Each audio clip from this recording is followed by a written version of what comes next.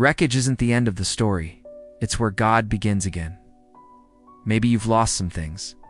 Maybe you've lost yourself. Life came in like a storm and left you surrounded by pieces. But God's not afraid of what's broken. In fact, He builds His best work out of the wreck. He sees every shattered part, every tear, every mistake, every scar. And He still says, I can work with this.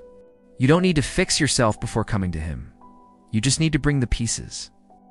Because the same God who created the world out of nothing can rebuild you out of your mess, brick by brick, breath by breath, hope rising from the ashes. So don't give up. The wreck isn't the ending. It's the beginning of the rebuild.